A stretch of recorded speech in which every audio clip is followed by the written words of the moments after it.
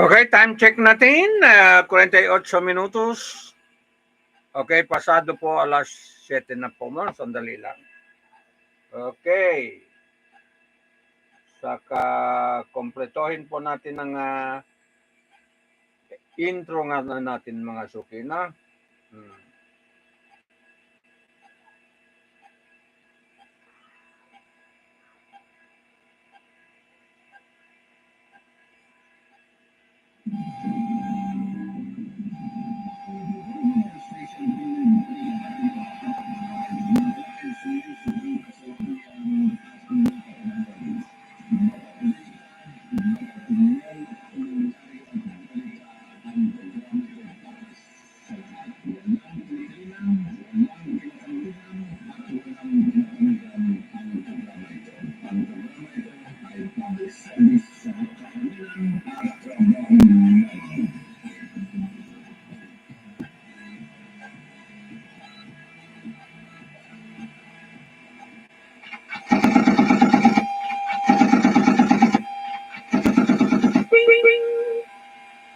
Okay, ang time check natin, 49 minutos pasado alas 7.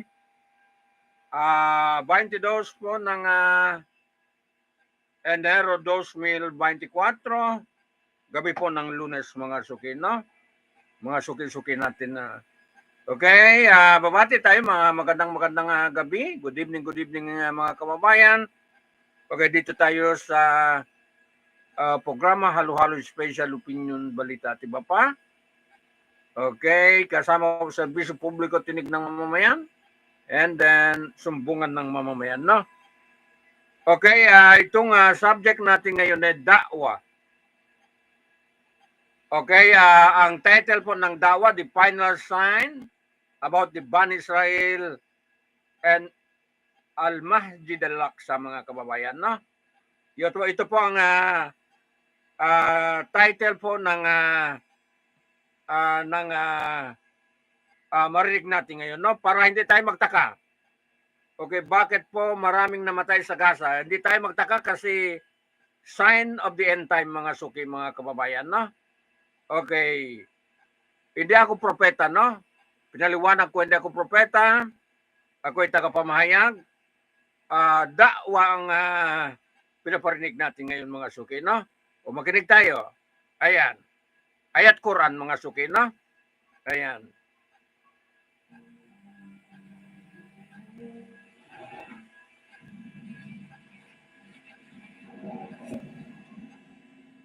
Sign of the end time. Bismillahirrahmanirrahim. Alhamdulillah Rabbil Alameen wa salatu wassalamu ala Sayyidina Muhammadin wa ala alihi wa sahbihi ajma'in. Amma ba'd. So before we move on to our next final signs of Judgment Day, I wanted to pause here and incorporate a very interesting explanation of the beginning of Surah Isra. And this is something that is relatively modern, as I will explain. If you have a Quran, by the way, it would be nice if you check your Quran right now, the first pages of Surah Isra. If you have some type of Quran app or something, please take a look at that so that you can follow along. Because this is now another interpretation of a very classical set of verses that many ulama of our times, actually, more and more ulama are interpreting Surah Isra as being one of the signs of Judgment Day. And if you begin from the surah, it starts off with the issue of Subhanallah Asra bi'abdihi, the issue of Isra, and the fact that Allah subhanahu wa ta'ala blessed the Bani Israel and that He gave them some power in the land. Now, the verses then go on. وَقَضَيْنَا إِلَى بَنِي إِسْرَائِيلَ فِي الْكِتَابِ لَتُفْسِدُنَّ فِي الْأَرْضِ مَرَّتَيْنِ. This is verse number 4 of Surah Isra. Okay, follow along. These are very powerful verses. We قَضَيْنَا إِلَى بَنِي إِسْرَائِيلَ. We conveyed and decreed to the children of Israel in the kitab. What is the kitab here? Most of our ulama said the Lawh al-Mahfuz. We decreed amongst the Lawh al-Mahfuz that to whom? To the Bani Israel. لَتُفْسِدُنَّ فِي الْأَرْضِ مَرَّتَيْنِ. You shall cause fasad in this world twice. You shall cause fasad twice. لتفسدن في الأرض مرتين ولتعلن علوا كبيرا. And you shall reach a degree of great haughtiness. علوا كبيرا. Interestingly enough, Allah uses the same adjective for Fir'aun. إن فرعون يا حفظه إن فرعون على في الأرض. So Allah is saying the Bani Israel will have two periods of might and izzah that they will honor or abuse. Which one? Abuse. وَلَتَعْلُنَّ عُلُوًّا كَبِيرًا. Okay, you guys all follow me? Everybody on the same page? Okay, now we move on. فَإِذَا جَاءَ وَعْدُ أُولَاهُمَا. When the first of these two promises come, when the first time that you shall rise up, you shall be dominant, you shall have ulu and cause fasad. What is fasad? Fasad is corruption. Fasad is killing. Fasad is subjugation of people. Fasad is lots of chaos wherever you are. This is fasad. Wallahu la yuhibbul fasad. إن الملوك إذا دخلوا قرية أفسدوها. This is fasad. Fasad is caused by corrupt people, by evil people. So Allah is saying, when the first of these two times is going to happen, what is going to happen? فإذا جاء وعد أولاهما بعثنا عليكم عبادا لنا أولي بأس شديد. We shall send against you. An army will come, a group will come against you. They are our creation, our servants. عبادا لنا. We created them, you didn't create them. عبادا لنا أولي بأس شديد. They have great military might.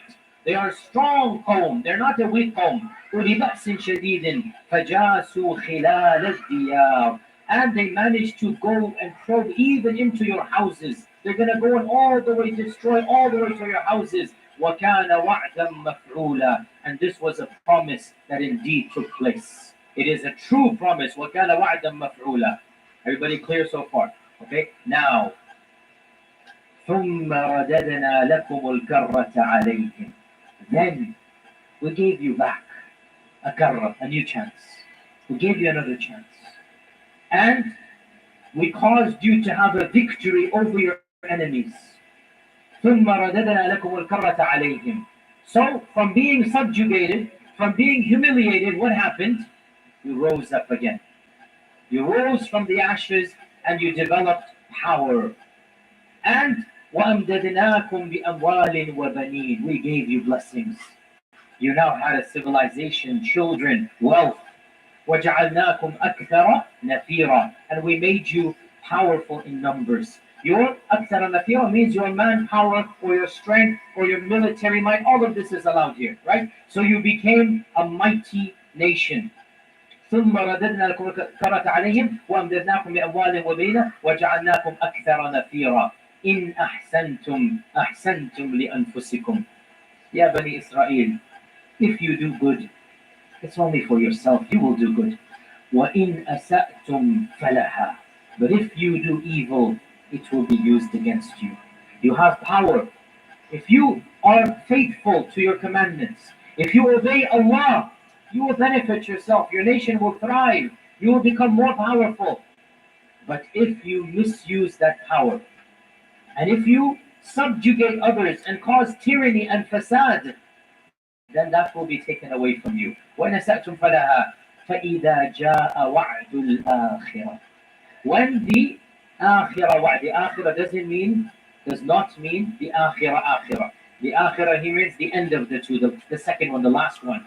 The ulahuma is the first one, the akhirah is the last one. Doesn't mean the akhirah hereafter. No, that's a misunderstanding that people might have when they don't understand the meaning of akhirah here. فَإِذَا جَاءَ وَعْدُ الْآخِرَةِ. When the final of these, meaning the second, because there's going to be two times that they will rise up, right? When the second and final time, because there shall not be a third time of power. Ya Bani Israel, Allah has decreed you shall come to power and be a civilization twice. The first one, وَكَانَ وَعْدًا مَفْعُولًا. It is a done deal. The second one, when it shall happen, فَإِذَا جَاءَ وَعْدُ الْآخِرَةِ لِيَسُوءُوا وُجُوهَكُمْ. There is a missing phrase here, and that missing phrase, we should say it is understood by the context that Allah will send another group of people, and they will cause your faces to become sour. You will find that because when you're hurt, when you're irritated, when you're angry, when something happens to you, your faces scowl. لِيَسُوءُ وُجُوهَكُمْ. After they were beaming with pride, they will now become scowling with anger. لِيَسُوءُ وُجُوهَكُمْ. Now here, listen to this. وَلِيَدْخُلُوا الْمَسْجِدَ كَمَا دَخَلُوهُ أَوَّلَ مَرَّةٍ. And they shall enter the masjid. Which masjid, ya audience? Aqsa. There's no ikhtilaf. The masjid here is not Mecca and Medina. Aqsa. وَلِيَدْخُلُوا الْمَسْجِدِ. And they shall enter the masjid. Masjid al-Aqsa. كَمَا دَخَلُوهُ أَوَّلَ مَرَّةٍ. As they entered it the previous time. كَمَا دَخَلُوهُ أَوَّلَ مَرَّةٍ. وَلِيُتَبِّرُوا مَا عَلَوْا تَتْبِيرًا. And they will destroy whatever you had taken over with your ulu, whatever you had done, whatever you had built, whatever had been constructed with your ulu, وَلِيُتَبِّرُوا مَا عَلَوْا تَتْبِيرًا. All of it will be destroyed and taken away. And then Allah subhanahu wa ta'ala says, إِنْ أَحْسَنْتُمْ أَحْسَنْتُمْ لِأَنفُسِكُمْ. عَسَى رَبُّكُمْ أَنْ يَرْحَمَكُمْ. عَسَى رَبُّكُمْ أَنْ يَرْحَمَكُمْ. Your Lord might have mercy on you. وَإِنْ عُدْتُمْ عُدْنَا. And if you go back to your evil ways, we will go back to our punishing of you. That's what it means here. If you go back to your evil ways, we will go back to punishing you. وَجَعَلْنَا جَهَنَّمَ لِلْكَافِرِينَ حَصِيرًا. And we have made Jahannam a place for the kuffar to reside in. Jayyid. Okay. Everybody follow the translation? Clear? Jayyid. Okay. You have a quick question. Go ahead. وَإِنْ عُدْتُمْ عُدْنَا. No, because فَإِذَا جَاءَ وَعْدُ الْآخِرَةِ. The akhirah here is that's it. End of story. There shall never be a third time. Otherwise Allah would not have said akhirah, it would have said thaniya. Akhirah here means there is no third time. Jayyid. You all understood the translation. Okay. What is the tafsir of this page of Surah Isra? Most of the early commentators, in fact, I do not know of any ikhtilaf from early Islam. And by the way, again, I don't want to keep on bringing in the Ya'juj and Ma'juj, all the controversy happening is irrelevant to me. I preach what I preach, and whoever accepts doesn't. But still, one issue. Some people raised the issue, oh my God, nobody before you said this. Firstly, this isn't true. In the sense, there have been alternative interpretations of Ya'juj and Ma'juj. Even from at least 80 years, people have been trying to rethink through and have alternatives. Secondly, here's the key point. Just because an interpretation is propagated in the 2nd, 3rd, 4th, 5th century, it is not binding on the 15th century of Islam. This is the key point. What are we obliged to follow? Allah and His Messenger. Everything else we respect. We respect the tradition, but it is not binding. If we were to open this door, wallahi, I can give you many dozens of examples of classical mufassirin saying something that we now know is patently false. It's just not correct, you know. Of them, a very simple one, not all of them, but many of the classical mufassirin said that we created insan from alaq, and alaq in Arabic, one of the meanings of alaq is a clot of blood. And technically this is not true. The clot of blood, insan is never a clot of blood inside of the mother's womb. In fact, it is much more before it becomes blood. And in our times, alaq is now with that the jinn helped him to build a magnificent structure that people could marvel at because it wasn't built by humans only. So this was the jinn helped Suleiman build the most magnificent icon in the whole world at that time. And this was destroyed in 722 by the Assyrian invasion. And then they built a second temple. And the King Herod built the other temple, which was then destroyed under the Roman destruction of 70 CE. 70 CE, after Jesus Christ, right? So from 722, there was no temple. Then King Herod built the temple again, and it was there for a few decades. Then in 70 BC, the Romans came and destroyed the temple, and the Wailing Wall that we see today is the only remnants of the second temple built by King Herod or King Herod. As for the temple of Suleiman, nothing remains.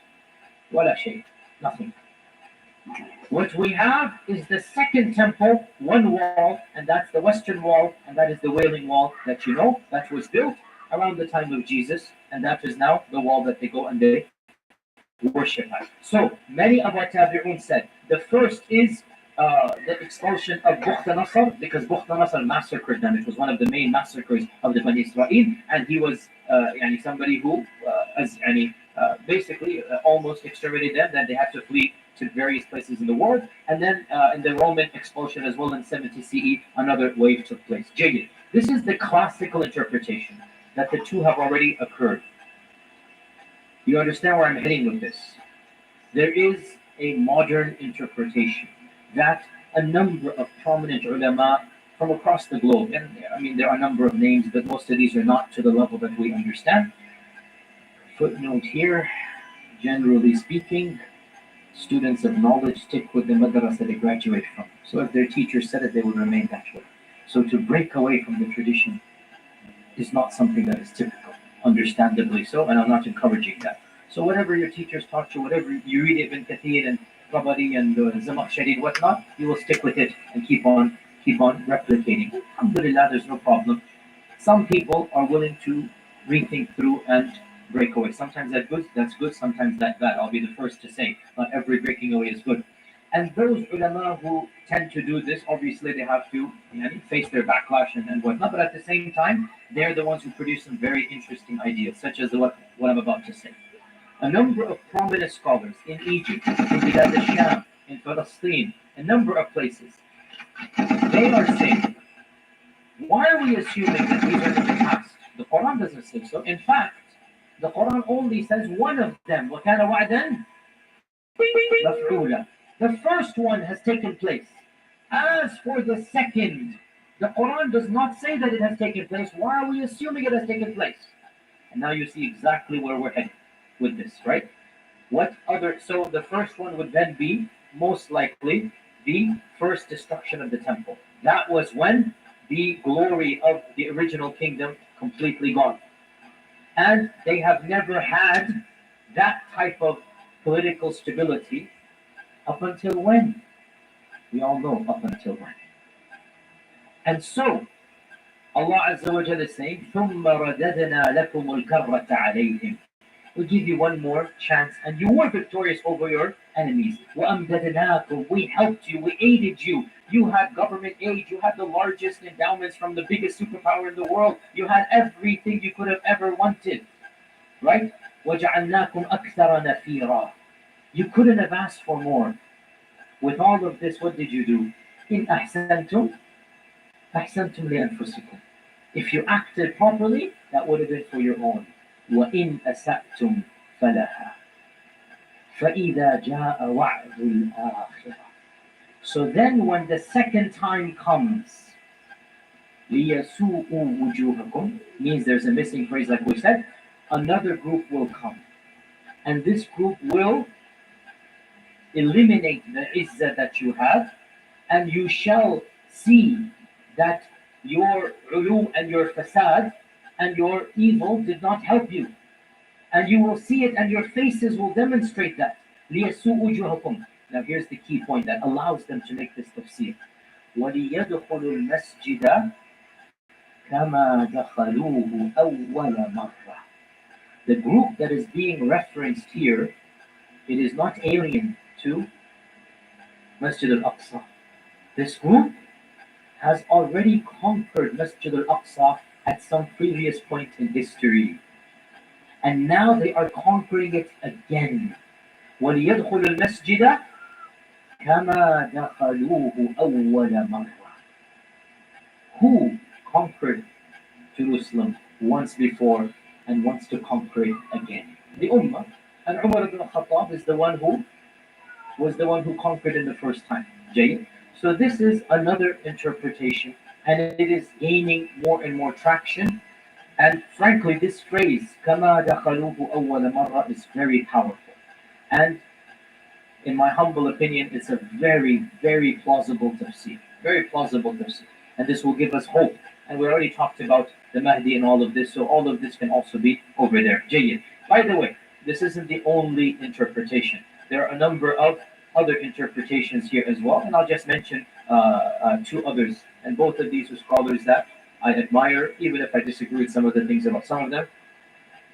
The first of them, I will not mention his name because of political issues. So he says that the kitab here is the Torah, and sorry, the kitab here is Lawh Mahfuz, وَقَضَيْنَا إِلَى بَنِي إِسْرَائِيلَ الْكِتَابِ. And he is saying that, in his opinion, this ulu, even the first one, is not of the past. Rather, in his opinion, the first one is happening right now. And his reasoning is the phrase عِبَادًا لَنَا بَعَثْنَا عَلَيْكُمْ عِبَادًا لَنَا. And he says, while it is true that عِبَادًا لَنَا can reference Muslim and non-Muslim, because all of the creation are ibad of Allah, he says the context seems to indicate that عِبَادًا لَنَا is a praise. And therefore they must be the Muslim ummah. And therefore he is saying that we shall see this ibadah lana maybe soon in our lifetime. Then Ashraf al-Sa'a will begin and they might get it back. Then there will be a reconquest under the time of the Mahdi and the Isa and whatnot. Okay, that is an interpretation. Another great alim whom I really admire, Sheikh Walad Dadu from Mauritania, great scholar, person who I've had the privilege to meet, and somebody who I think is an allama and a bahr of our times. Sheikh Dadu, he interprets it in a completely unique manner, unprecedented. And again, he doesn't mind that nobody before him doesn't have this opinion. The Quran is there, the Sunnah is there. We're allowed to, those who are qualified, to look at the Quran and Sunnah in light of our current times. Sheikh Walad Dadu, he interprets it in a totally different way. And subhanAllah, you have to pay attention to this. He says, ثُمَّ رَدَدْنَا لَكُمُ الْكَرَّةَ عَلَيْهِمْ. Then we gave back to you, O Muslims, not the Bani Israel, the victory. And we reinforced you, O Muslims, with wealth and sons. And we made you, O Muslims, more numerous and powerful.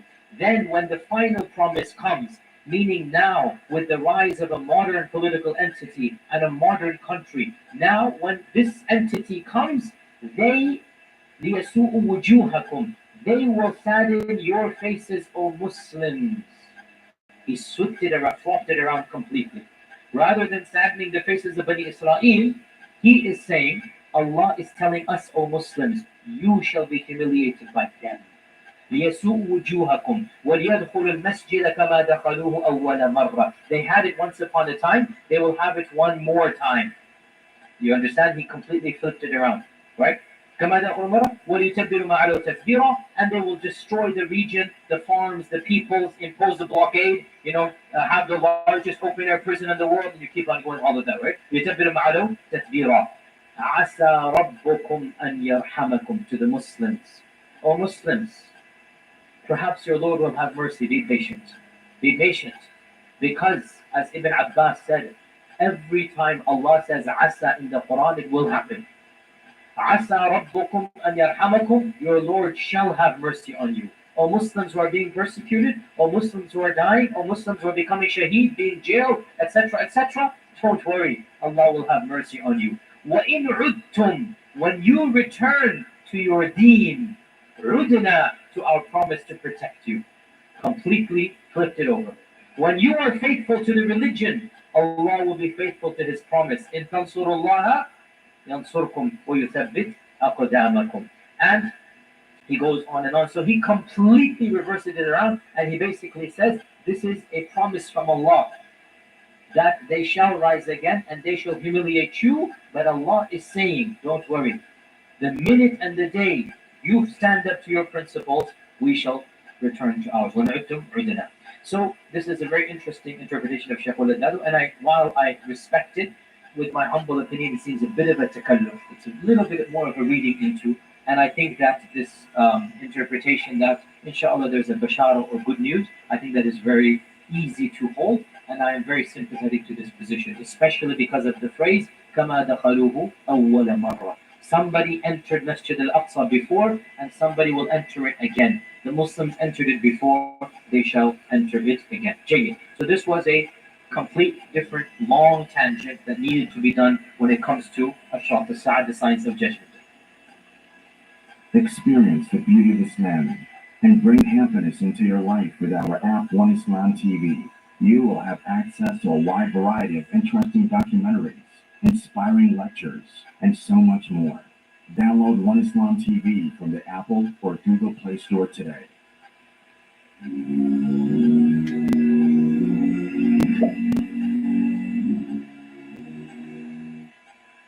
Okay, hindi na tayo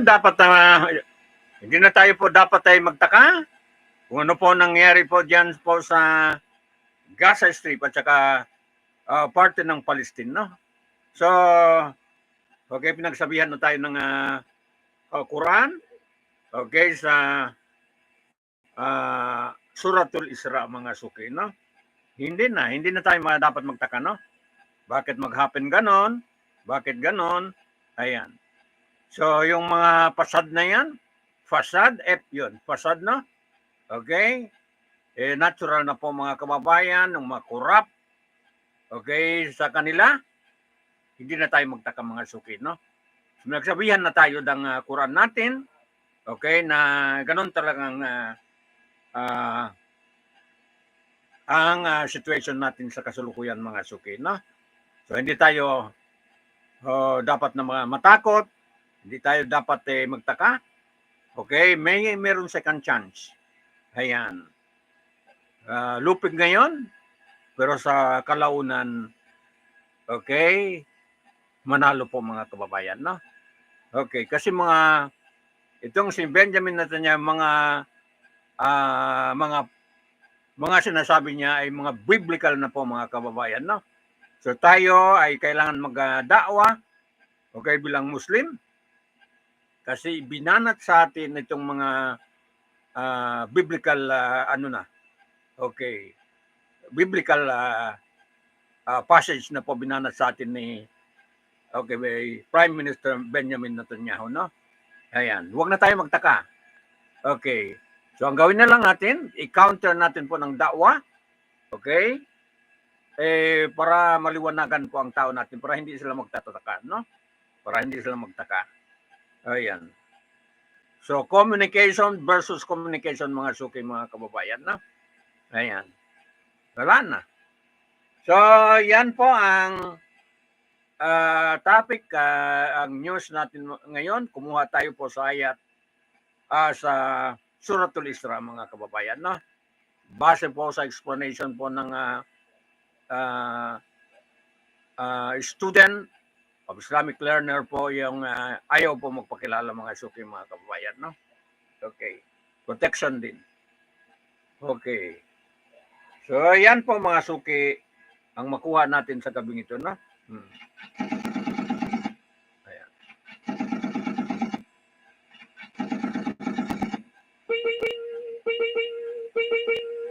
Female voice, male voice, lolly voice, monster voice. Okay. Magpaliwanag lang tayo. Hindi tayo violente, magpaliwanag lang po mga suki para maintindihan po ng taong bayan, no? Ayan.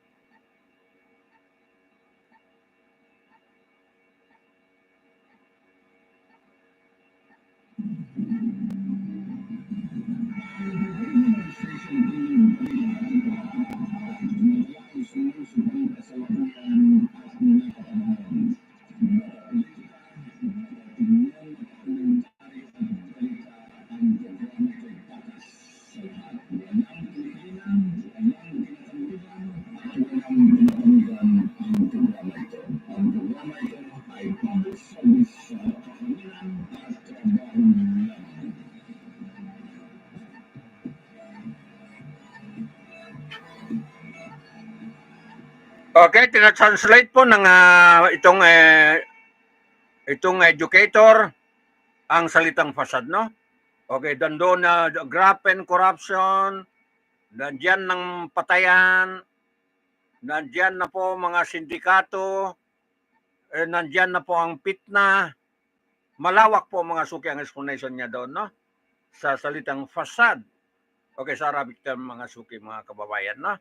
So mag-happen, okay, sa panahon ngayon po mga suki, yung mga sinasabi po ng the passage of time ng Quran, mga suki, mga kababayan, no? So wala talaga. Ang Quran natin ay kompleto. Okay, wala pong dagdag bawas mga suki, no? Okay, so ang kompleto. Okay, hindi mo ma-deny ang katotohanan po ng Quran mga suki, no? Okay, 100% na talagang totoong-totoo po ang Quran mga suki, mga kababayan, no? Walang kaduda-duda. Ayan. So, yan po ay ang counter natin. Okay, sa mga Abimelech, okay, ni itong si Benjamin Netanyahu, mga kababayan. Abimelech. Ayan. Hininingan ko na sa inyo kung anong ibig sabihin ng Abimelech, no? Ayan. Abimelech pala. Abimelech. Ayan po mga suki. In-explain ko na kung anong ibig sabihin po ng Abimelech. Mga biblical passage na rin ng ginamit nila po mga kababayan, no? Ayan. Okay. Ito po mga suki, no?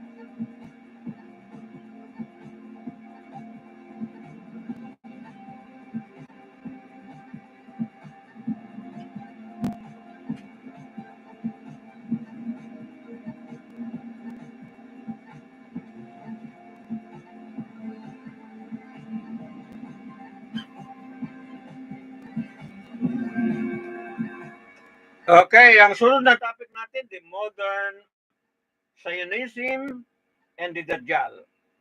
Okay, makinig tayo, paintindi tayo sa mga issue.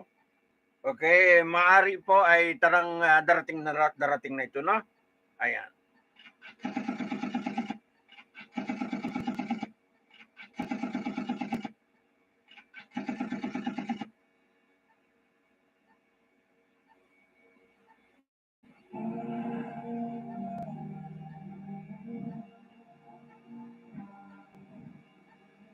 Wala namang problema, kikinig lang sa akin. Ako naman mag-research.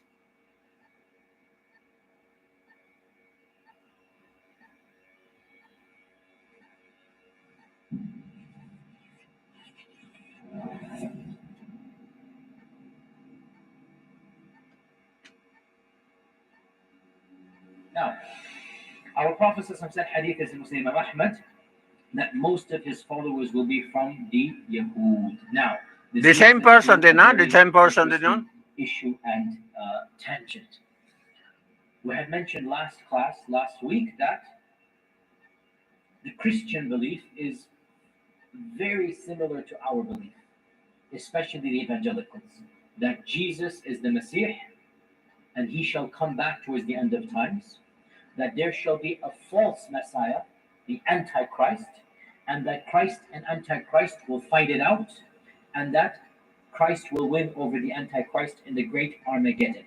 In this rough skeleton, we are the same. No issues. Now, with devils in the detail, and they have a lot of other ikhtilafat, but in this skeleton, evangelicals, Baptists, Muslims, we all believe the same thing. Of course, there are many differences of them. We do not have this as an explicit mention, but they do. And that is that this will only happen when the Bani Israel are gathered in the Holy Land. Okay, this is the belief of evangelicals, that Jesus will only come back when all of the Bani Israel are gathered in the Holy Land. And therefore, because they want to see their Lord and Savior, they are eager to bring the Bani Israel to the Holy Land. Are you guys following? I'm being I'm being so they want the people of that faith tradition to go to that land. And it is because of this that some of the most hardcore Zionists are not people of the Jewish faith. They are evangelicals.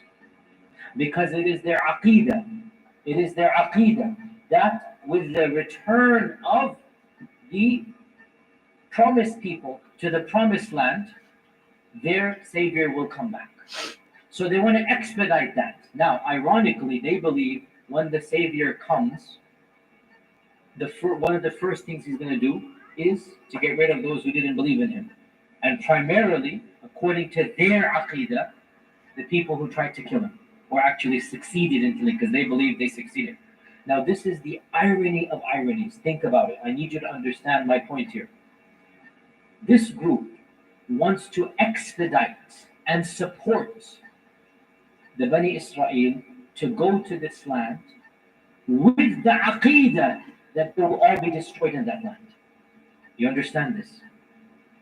They are ardent Zionists, and they have no love for the people whom they are helping. On the contrary, their aqidah is that the very people they're helping, you understand this point, right? Wallahi, ajab al-ujab, ajib. How can the other group accept their aid knowing that this group wants us dead? And my mind was perplexed, and I actually, I'm an interfaith person, I'm involved in whatnot. I had a friendship with one of the rabbis of Memphis, and we go out to lunch every few weeks and whatnot. It's good to have interfaith and friendship, and we got to a very frank point. So I actually asked him, I said, aren't you embarrassed to accept help from people who think that helping you will eventually cause you to be killed? Yani, isn't there some haya sharam, some dignity, some izzah? Like the very people who want to get rid of you, they're helping you in the aqidah that you will be gotten rid of. And he just smirked. He goes, well, that's their belief. If they want to throw money and power at us, then we don't believe it's going to happen. It's their, basically, he said in a nutshell, if they're foolish enough to believe it, that's their business. We're going to still accept their power and help. So we have to understand this point, O Muslims. The people who are supporting this guy in the White House, right? This whole move to Jerusalem, the capital, whatnot. This is all a tactical decision. He might be a blabbering idiot, but he is a tactical blabbering idiot. He knows what he's doing. He is feeding his base. Another tangent here, subhanAllah. He is feeding his base. He's giving them the scraps from the table. Why is he doing this? He knows his base is evangelical. He knows these people, they want him, and so they feed him this stuff to do what? Because they want this land to be the promised land for the promised people, so that the Messiah comes and gets rid of these very people to establish heaven on earth and whatnot in the final judgment day. All of this is going to happen. So this is the aqidah of the evangelicals. By the way, Catholics are different. Please, Muslims, educate yourselves. Don't be kindergarten level in your education and just extrapolate. Every Christian group is different. Every firqa is different. Learn your firq if you want to get involved in this issue. Otherwise, do not speak. Speak with knowledge or remain silent. Inshallah, inshallah. The Mormons are different. They have their own belief. The Seventh-day Adventists are different. Inshallah, we'll learn. And of course, the evangelicals, which is of course the default in the state, the Baptists and whatnot, these are the ones that we're talking about now, and their aqidah is in some ways very similar to ours, in some ways it's different. So that's the Yahud. That's the Christians. How about the Yahud? How about the Yahud? What is their belief in the Messiah? And why is our Prophet ﷺ saying that the majority of the followers of Dajjal will be from that group? Well, in Jewish eschatology, the term Mashiach, it refers specifically, they do have this aqidah, and it refers to a future king from the line of David. Okay, so mainstream Jewish belief is that there will be a person from the line of David, from the descendants of Dawood, who will be a king, and he will be anointed, Masih. He will be anointed with holy oil, and he will bring in the messianic age. He will bring in the end of times. So the Masih in their aqidah is called the King Masih, Malach Mashiach, Malach Mashiach, the King Masih, because for them the Masih is a political figure, not a religious reformer. Okay, for them it was the Masih is the one of power and politics, and not somebody who comes to tazkiyatun nafs and Isa is coming and telling them ubashirukum and giving you glad tidings. The bushra is the evangelion or the evangelical, the Injil evangelical. By the way, evangelical and Injil the same term. Injil is Injil, the good tidings. The evangelical, that's where it comes from. So the Masih in Jewish folklore is a king from the line of Dawood, who will bring about the restoration of the status of the Israelites and reconstruct the temple of Israel. Okay? So they do believe in the Masih as a political figure, and who will bring back the kingdom of whom? Of Dawood.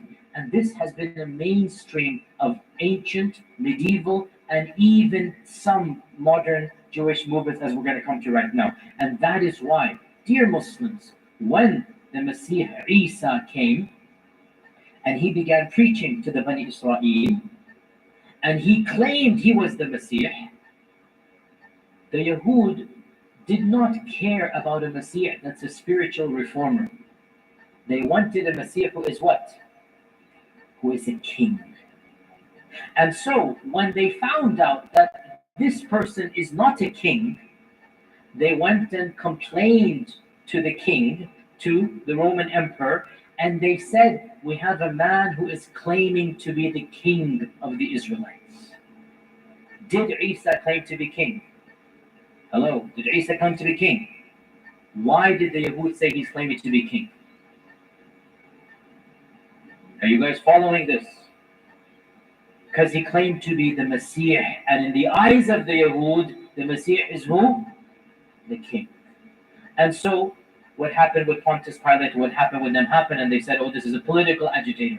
They would not have cared if Jesus said he's a religious reformer. They didn't care. What is there to do with a religious reformer? But they did worry that he's claiming to be a king. They don't want any political trouble. And that's why what happened.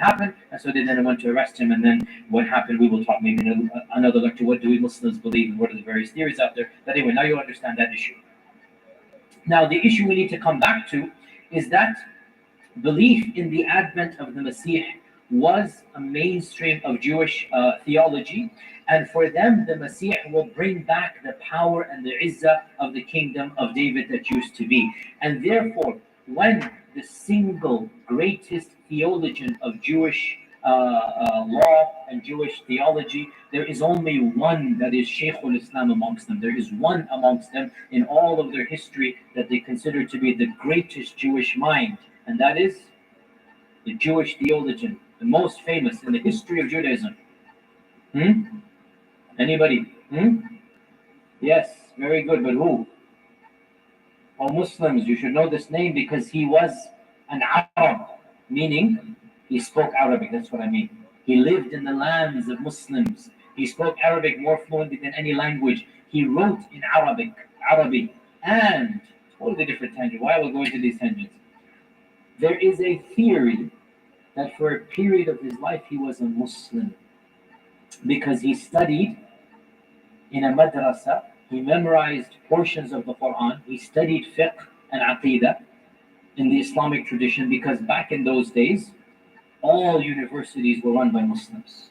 Back in those days, if you go to university here, right, you go to UTD or SMU or something, they tell you must take American history, you must take political science, these are the required courses, right? You cannot graduate in this country without taking these courses, right? Well, once upon a time, if you wanted to go to any university and study engineering or medicine or optics, you would have to study fiqh 101, basics of Sharia.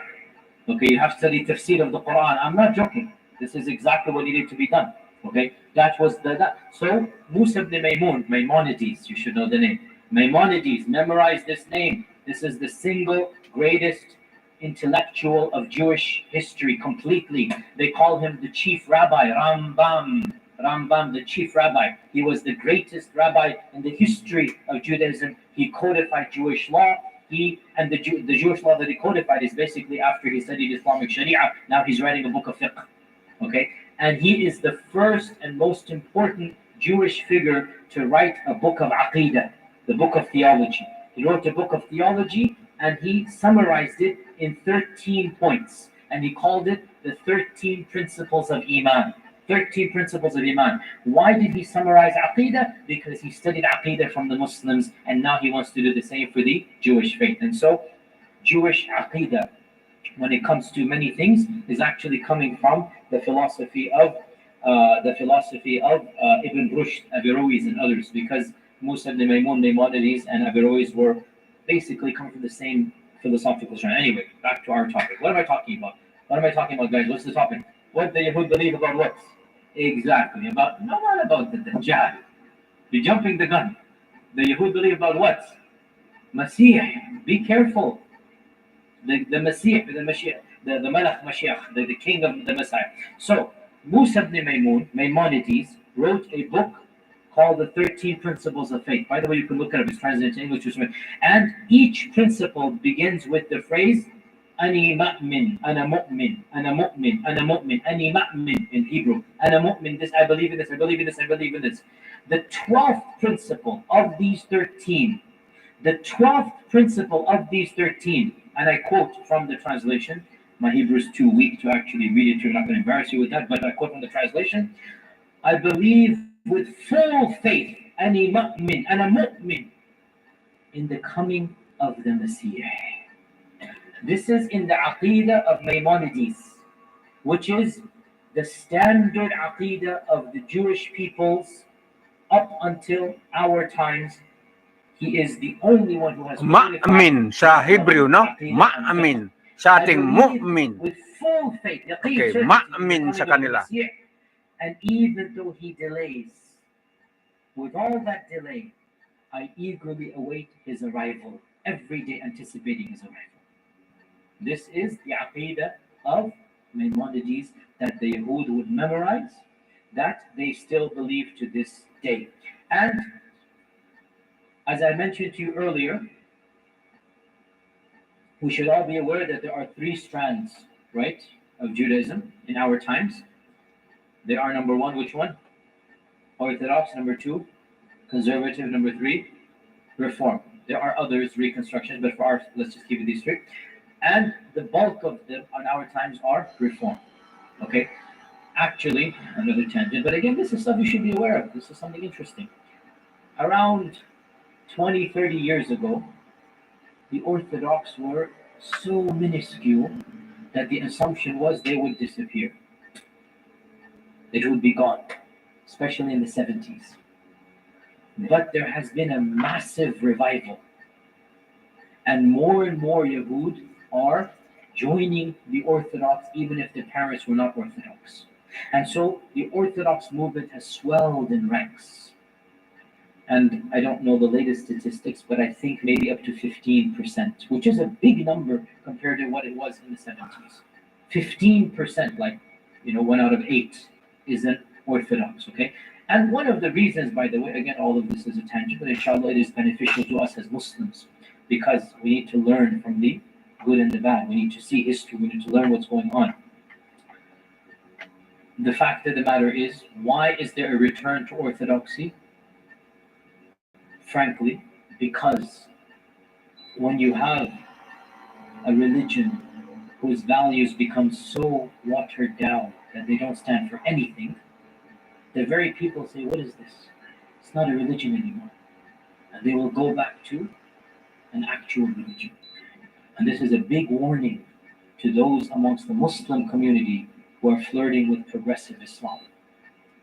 When Islam becomes the flavor of the month, then you have no Islam left. Then what is the purpose of being a Muslim? When the halal becomes what is politically correct, and the haram becomes what is politically incorrect, and you have no backbone to stand on, and you think you are preserving your faith, in reality you are losing it. Your children will not have any faith. What do you have left anymore?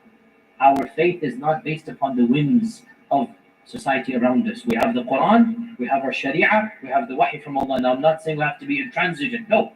Our ulama, especially our forward-thinking ulama, have to navigate the flow.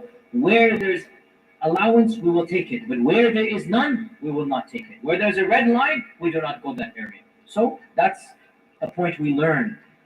In the 1960s, 70s, there was a massive, as I said, almost everybody's going reform. Their own children began rejecting it.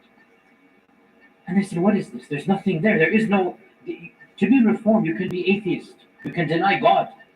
There's no Sharia. You can eat pork and whatnot. And there's like, what is left of my Jewishness? They will say, what is left if there's nothing? So there's going back to the asl. And the asl is Orthodox. That is the hardcore, literally. Now, within Orthodox, there are many strands.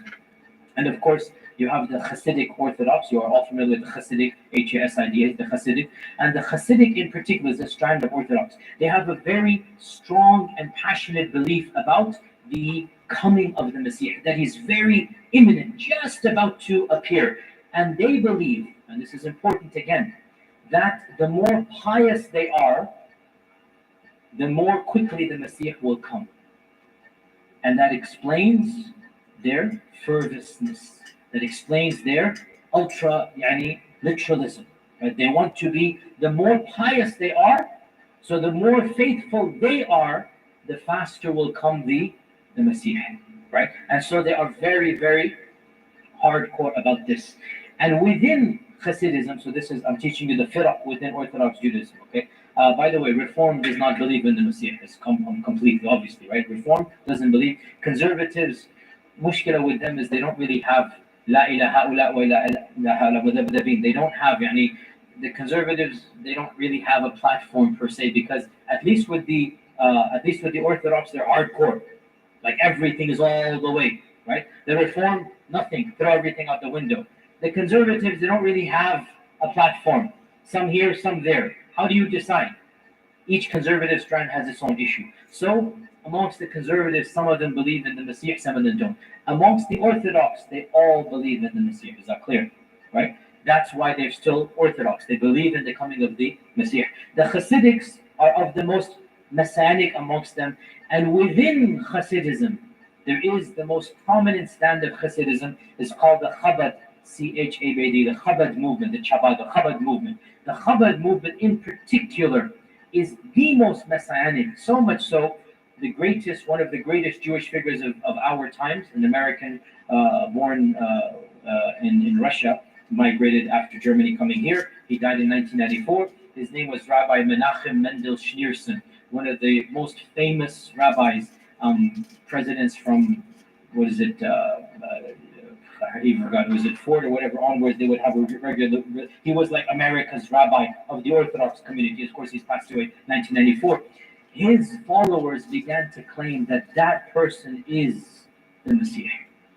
Like that's how imminent it is. Still to this day, some of his followers believe that the rabbi did not die, that he is still alive in hiding, which sounds similar to other groups, which is why similarities are made between that group and this group, but that is again besides this point. So the point being, where am I heading with all of this? Belief in false Messiah is not false Messiah, scrap that. Belief in Messiah is common amongst the Yahud. Therefore, do you think it is surprising when towards the end of time somebody with power comes and claims to be the Messiah, and he is from that background? Is it surprising that lots of people will then accept that claim? I need interaction, guys. Huh? It makes sense. You now understand why our Prophet ﷺ said that many of his followers will be of that group. Now, important point. Our Prophet ﷺ did not say many of that group will be his followers. Big difference. It is possible that many of that group, many of the Jews, will recognize truth and falsehood. It is possible. But from those who choose to follow him, many will be from that background. You understand the difference, right? Large circle, Venn diagram, small circle, get the point. Anyway, interesting tangent, which is very interesting. This is in the notes. It's not a tangent off the top of my head. These tangents get me into a lot of trouble, especially for this topic. I have to be very precise when I say. Another very interesting tangent, which is relevant to us, and it is in my notes. One of the most famous claims of Jewish messianic fame was a person born and raised and died in Muslim lands, spoke Arabic fluently. And he was a member of the Ottoman peoples, meaning a citizen, if you like, even though the concept of citizenship is modern. But and this is the famous rabbi known as Shabtai Tzvi. Shabtai Tzvi. Shabtai Tzvi was born in Ottoman lands in the 16th, 17th century, 16 something. He died in, don't quote me, 17th century. And Shabtai Tzvi was a famous rabbi who began to have a larger and larger following and eventually claimed to be the Messiah. And his followers increased, and he began demanding more and more things. A lot of problems happened. He's a very interesting figure. He intermingled with European kings and with the Sultan Mehmed IV, the famous Ottoman Sultan, until finally his demands became so ludicrous and political, and making a long story short, but he began to be political. And when he began to be political, the Sultan imprisoned him. And eventually his followers clamored and whatnot, so the Sultan decided to execute Shabtai Tzvi. And he called him to his palace, and he said, "Your penalty is death, but I shall forgive you if you convert to Islam." Now, I'm not arguing that was good or bad, I'm just telling you what happened. Whether that was good or not, it's not my business. That's what the Sultan Mehmed IV decided. If you convert to Islam, you are forgiven. Faced between these, Shabtai Tzvi decided to convert to Islam, which caused a great crisis amongst his followers. Because if he's the Messiah, what are you going to do now, right?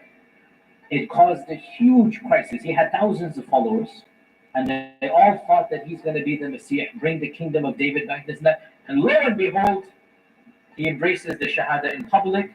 He takes off the turban of the Yahud, and he wears a big Ottoman turban. MashaAllah, tabarakallah. In those days, your clothing would tell you apart. He had the clothing of a rabbi. And in the presence of the Sultan, he took off his rabbi cloak, and he wore the Ottoman, I'm not joking, it's not a joke, he wore the Ottoman turban, and he said the Shahada, and he said he's a Muslim. What are his followers going to do? Massive chaos, confusion. Some of them, I think the majority, ended up either saying this is a ruse or a tactic, or converting with him. A small group left him. So this turned out to be one of the most bizarre conversions in Islamic history, because what happened was his followers, in fact, he himself, became half Jew, half Muslim. He observed Ramadan, but he observed the Sabbath as well. He read some Quran, but he also read the Hebrew. So he had this new thing that came about. And his followers were called Donme, which was a derogatory term by the Ottomans, by the Muslims of the time. Donme, there is no English equivalent. There's no English equivalent. It means convert, but not with a positive connotation, like a traitor convert. Like, there is no English word. A convert, but not like a positive convert. You've turned your back and left, and you've come, look, yeah, we're not, like a big question mark, that type. This is the term that who gave them? The Muslims of the time. They weren't happy with this guy and his followers. Too weird. Eventually, the Sultan, of course, and by the way, initially was very happy, gave him a massive check here, massive money, he became a Muslim, good. Eventually, it turned out he's still observing Jewish rituals and customs, so he lost all favor. He was exiled, he died in exile. His followers, who are now outwardly Muslim, inwardly continue to be what we call crypto Jews. Okay? And their numbers increased, and they are still around in Turkey, the Donme. They're still around in Turkey. Now, to make the plot worse, to make the soup thick here, there's a lot of conspiracy theories. We Muslims love conspiracy theories. And the problem with conspiracy theories is they're so ludicrous, except for the ones that are true. This is the problem. And you can't really tell the true from the falsehood until Allahu A'lam. So, conspiracy theories are a problem. Nonetheless, I'm narrating the conspiracies. I'm not endorsing them, please. Okay? So when Fox News comes and misquotes me those 10 seconds, please go back to this clip that I'm saying here right now, that I'm simply narrating so that you should be aware. I'm not endorsing the conspiracy theories at all. The conspiracy theories that were started from that time frame, and they lasted up until today, they are there. The religious Muslims of the Ottoman lands said these people are Zanadiqa. What are Zanadiqa? Crypto Muslims who want to destroy Islam. They're not real, they want to harm Islam. And they hate Islam, but they pretend to be Muslim. And the Donme became rich and powerful in a number of cities, in particular the one city where Shahtaspi died. And at the turn of the century, 100 years ago, now it is 2019, and I want to give a part. Okay, yun ang masakit, no? Crypto-Muslim, no? Okay, lahat ng kikinig ang crypto-Muslim.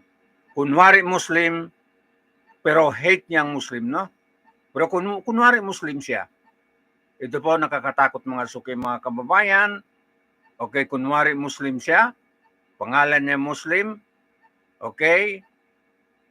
Ang dinadala niya Muslim, ang pagka-Muslim, pero kunwari lang. Ang term niyo po ay crypto-Muslim mga suki, no? O, meron crypto Judaism o Zionism, meron din crypto-Muslim mga kababayan. So, mag-ingat tayo, no? Okay, mga kapwa ko, dapat po pag-ingatan natin itong mga sinasabi, okay, ng Islamic learner po ito ay magpaliwanag mga kababayan, no? Okay, magpaliwanag po tungkol sa mga situation natin sa kasalukuyan, no? Ang title po ng subject niya, The Modern Zionism and the Dajjal, a sign of the time po mga kababayan. End of the time, no? Ayan. Sige po mga kababayan. No, ipagpatuloy natin. Crypto-Muslim, no? Kunwari Muslim siya, pero hindi pala Muslim. Nakakatakot po mga suki, no? Makabelag, sabi ng yakan. Okay, nakakabelag. makadahit. Ayan. to that. Inshallah, make dua. Allah gives me time and whatnot. It's just a matter of time and preparing the lecture and slides. But it's a 1919. You need to know this date. Um, Around this time, 1919. Around this time, a little bit before and after. Around this time, a group called the Young Turks were formed, and the Young Turks were a very, very secular, anti-religious groups of Turks who were keen on abolishing the Khilafah and bringing about a Turkey that was secular in nature. Now, what I'm about to tell you is true. Many of the leaders of this movement were from, in particular, a very, very dashing yet cruel, intellectual yet heartless man later called, Mustafa Kemal, later called Ataturk. Ataturk is from the Donme, this is a fact. Now you go figure what is conspiracy and what is history. You go figure what is true and what is false. I'm simply telling you the perception about the motives of the Donme. And then I will tell you factually, Ataturk hated Islam. The word Donme. Ataturk Donme. mocked Islam. He was not a believer in and then Islam at M-E. all. Donme. And it's very clear that he considered Islam to be something that caused his people and nations to be backward. And if he wanted to, if he was able to, he would ban the religion. He did enough damage to the religion as it is. As you know, he shut down the madrasas, he abolished the Khilafah, he abolished the Grand Mufti, role of the Grand Mufti. He made the court system secular, got rid of all of the Sharia. He made the Quran to be recited in Turkish during the Salah. The Adhan was recited in Turkish, not in Arabic anymore. Instead of Allah Akbar, they said something in Turkish. That was his whole point, to make everything Turkish. So Ataturk is from the Donme. If you understand where conspiracy theories come from. And many of those who follow him. Do you understand how this is relevant to Dajjal? It's not coming out of there. Shabtai Tzvi claimed to be Messiah. And all of this and then these things. Anyway, so we have 5-6 minutes left, so I needed to mention one final thing. Okay. Now, I have saved one issue to the very end because it is highly, highly, highly sensitive. And that is a hadith that mentioned that towards the end of times, when the big Armageddon battle takes place, and there shall be Dajjal on one side and Isa on the other, that is the final Armageddon, the big one, that Isa will kill Dajjal. And then all of the followers of Dajjal will disperse running for their lives. Many of them will be from that group. And they will try to save themselves by hiding. And the hadith mentions, this hadith is in Sahih Muslim, and there are versions of it in Bukhari, but Sahih Muslim primarily. The hadith mentions that at that time frame, the creation will side with the Muslims publicly. I shouldn't even just say Muslims, the supporters of Isa, because there will be Christians who will support Isa and believe in him, so they will become Muslim, right? And for all we know, there might be Yahud as well, who will choose at that time to be with the truth. The hadith don't mention that all of them will follow. It just says the majority of his followers will be from there. There's a difference between the two. So the hadith mentions that every tree and every rock will say to the believer, come, there is that person behind. Come, and he is hiding. So that there is no use to hide. There's no use to hide anymore, because the creation of Allah will publicly humiliate and say, oh, he's hiding here. Come and deal with this person. Except for the tree of Gharqad, that is a tree that will be quiet and not side with the Muslims. Now, every once in a while, some innocent khatib somewhere in the Western world gives a khutbah and he quotes this hadith, and memory jumps on him. You know what memory is? If you don't, then alhamdulillah for you. Or Fox News jumps on him, or Pamela Geller jumps on him and takes this small clip and goes viral with it and says, oh, this is an anti-Semite and he is calling for the destruction and he is Hitler version 2.73 and he is this and that. Bring him back again, right?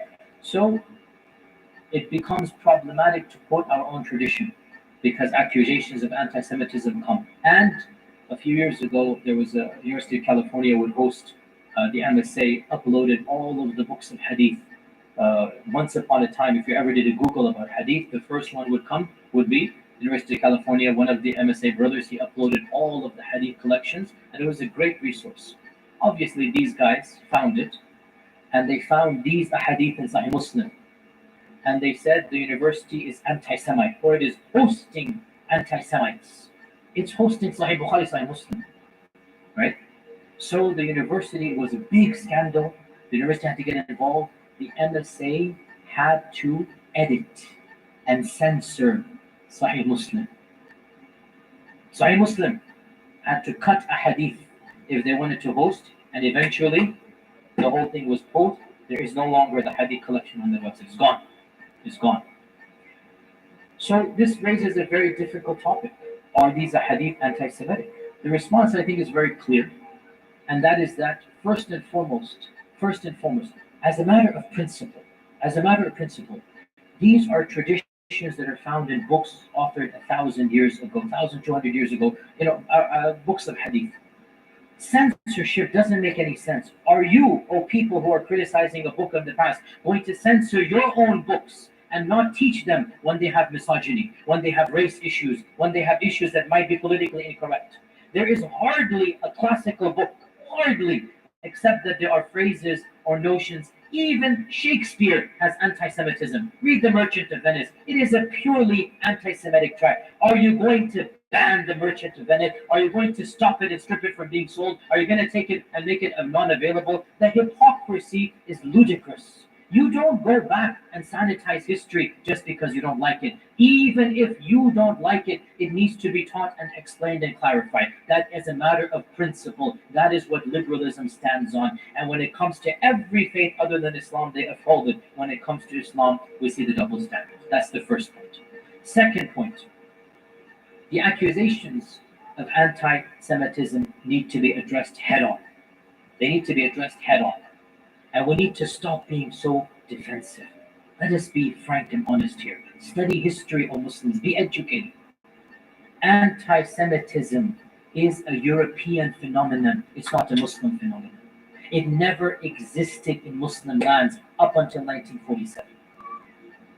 Anti-Semitism is something that began in Europe by Christians, and it was prevalent throughout their history, and it is still around to this day.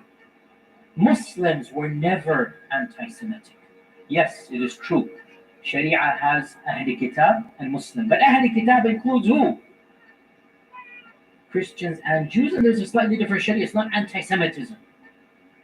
Historically speaking, Muslims and Jews historically had much more in common, and they would always bind together against the one who would persecute them, and that is the Afranj, the Rum, the Franks, the Christians.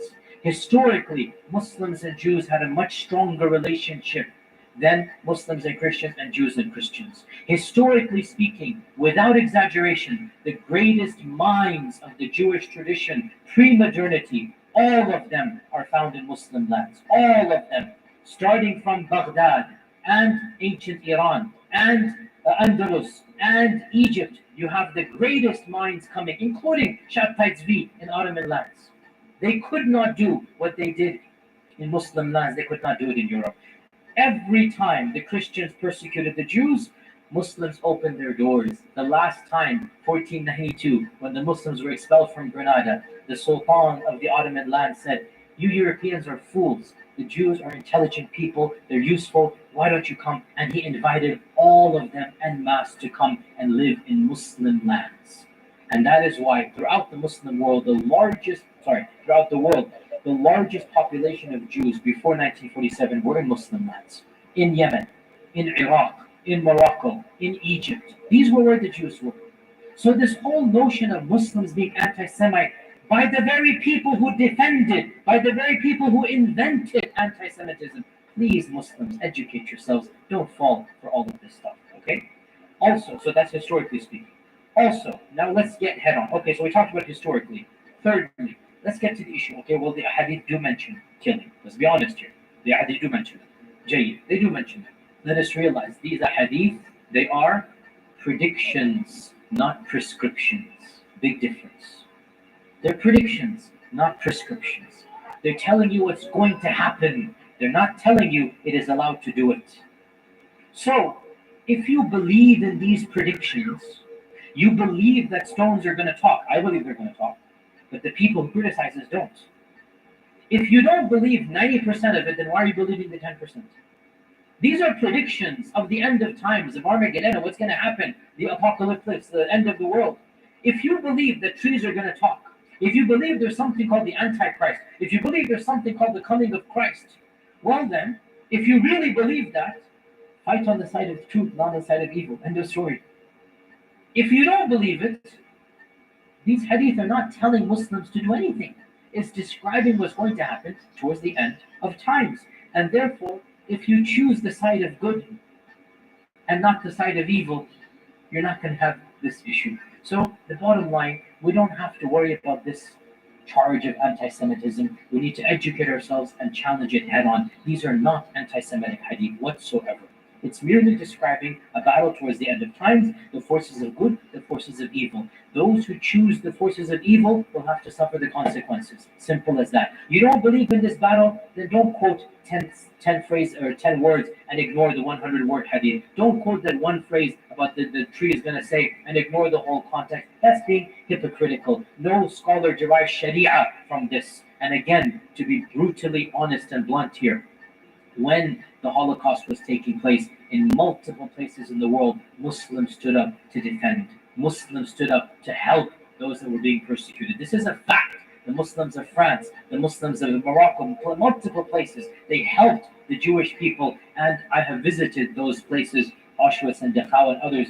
And I will tell you honestly, and this is a reality that Allah knows, if I were alive at that time frame, I would have thought it is something that Allah will reward me if I were to protect these believers from that evil that was taking, believers in Allah overall, from that evil that is taking place. What happened afterwards, 1948 onwards, is not related to what happened before. If you were alive in 1940, you saw what is happening to this persecuted race, men, women, and children being killed indiscriminately, it would be a part of our iman to protect the innocent from this evil force of Nazi Hitlerism. And that's something that I firmly believe, whether you agree or not, is besides the point. The point being, we need to challenge this notion of anti-Semitism. It is not anti-Semitic. These hadith are predicting the future, not prescribing law right now.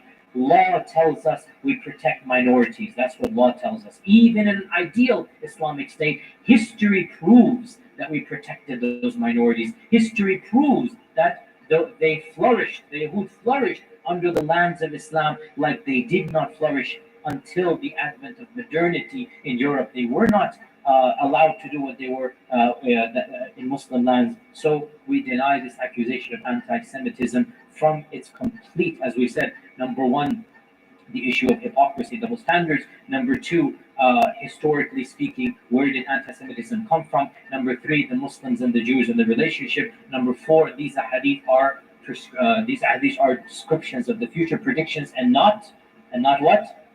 Prescriptions, not prescribing what is to be done. So there is no anti-Semitism whatsoever, and we Muslims cannot be anti-Semites because our Prophet was a Semite, Ibrahim was a Semite, the majority of Semites are Muslims. How can Muslims be anti-Semites? Yes, we can be anti-Zionists, and we are anti-Zionists, but we are not people who hate Jews and Christians. No, there's a difference between Judaism and Zionism. Muslims, be careful. Never criticize Judaism en masse unless it's theology. We can criticize aspects of theology. Jews, there are good and bad people amongst them. Christians, good and bad.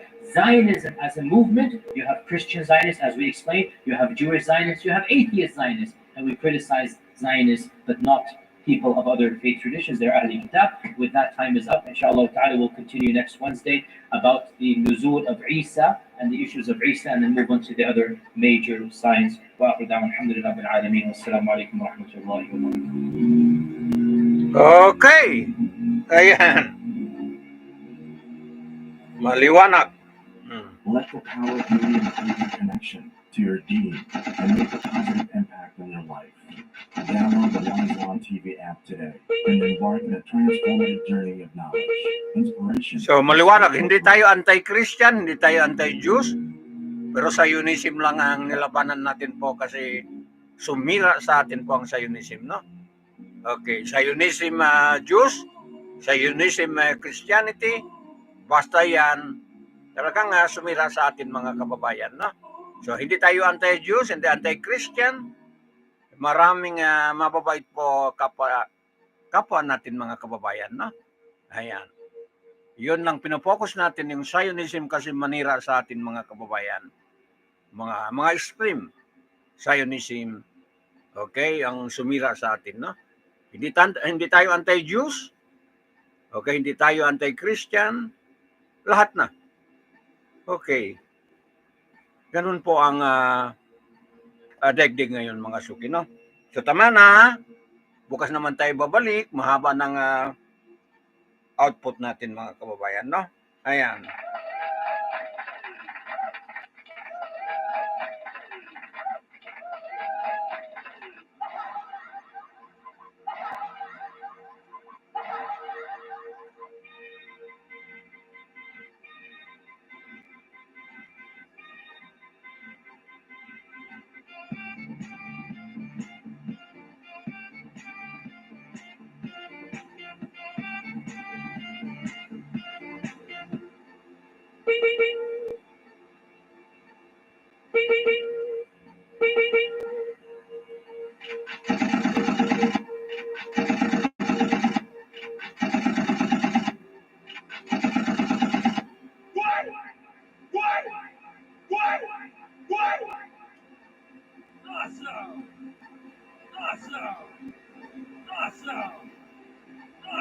So, tama yun. Tama po yung sinabi ng yung mag-explain yun, no? Can you imagine ka-deal mo araw-araw, okay, mga kapwa mo sa negosyo, kung ano, no? Hindi man Muslim lahat, no? Okay, hindi naman Muslim lahat ang ka-deal mo sa mga negosyo mo. Iba-ibang klaseng tao, no? Okay. Yung nilabanan lang po natin yung mga sumisira naman sa atin mga suki, mga kababayan, no? Kung hindi naman sumisira sa atin, bakit mo pakialaman? Okay. Okay, tapusin natin ang balita. Magpaalam tayo. Okay, sa kabing ito mga suki. Ayan.